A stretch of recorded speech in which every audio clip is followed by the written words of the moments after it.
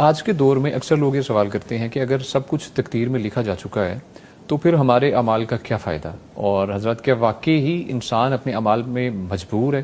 جب اللہ نے سب کچھ لکھ دیا ہے تو پھر نیک و بد کے فیصلے پر ہمیں جزا اور سزا کیوں دی جائے گی؟ کیا ہمارا اختیار کوئی حیثیت رکھتا ہے؟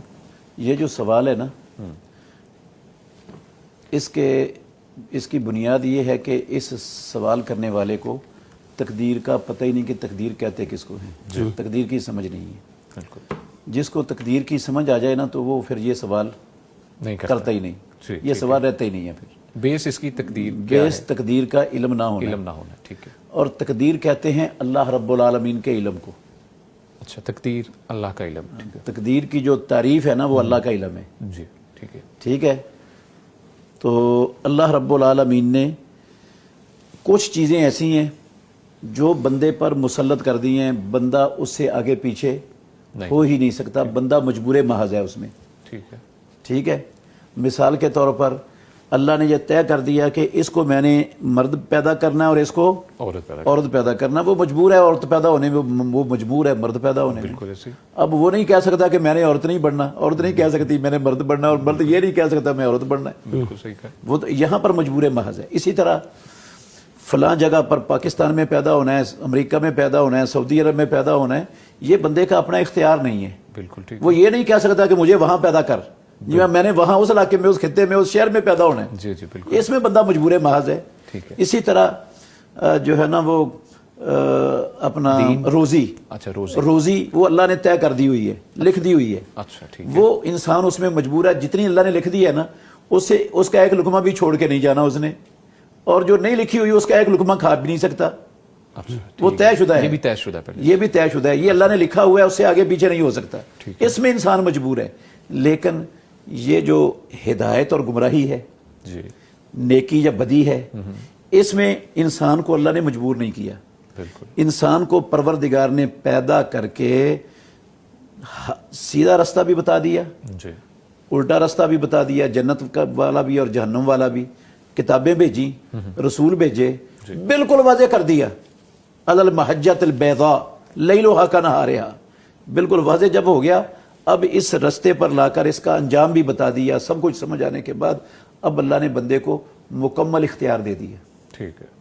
اب یہ جو اختیار دیا ہے نا اللہ نے، جی جی، اگر کسی نے برائی کے رستے پر چلنا ہے تو اللہ نے اس کو زبردستی برائی نہیں کروانی اس سے، اللہ نے یہ مجبور محض نہیں کیا، اللہ نے اس کو، وہ اپنی مرضی سے جا رہا ہے۔ اور اگر اس نے سیدھی راہ پر چلنا ہے تو اللہ زبردستی اس کو سیدھی راہ پر نہیں چلا رہا، وہ مجبور محض نہیں ہے یہاں پر، وہ اپنی مرضی سے چل رہا ہے۔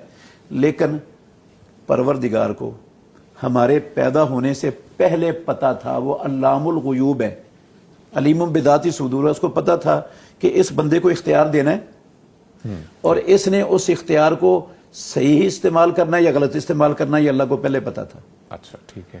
مجھے اختیار اللہ نے دینا تھا، دے دیا اللہ نے، ان نیکی اور بدی کے دونوں راستوں پر لا کر کھڑا کر دیا، دونوں کا انجام بتا دیا اور اختیار دے دیا۔ اب اللہ کو پتا تھا اس نے سیدھی راہ پر چلنا ہے، اس نے میرے لیے لکھ دیا یہ جنت میں جائے گا، یہ پہلے سے لکھتی، پہلے سے لکھا ہوا ہے۔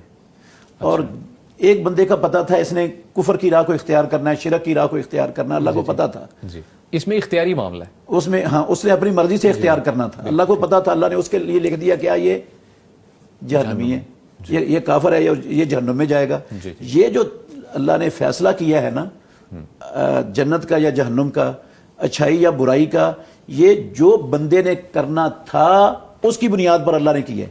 یہ جس طرح ہمیں مرد اور عورت بنایا ہے یہ اس طرح نہیں ہے، اس میں اور اس میں فرق ہے۔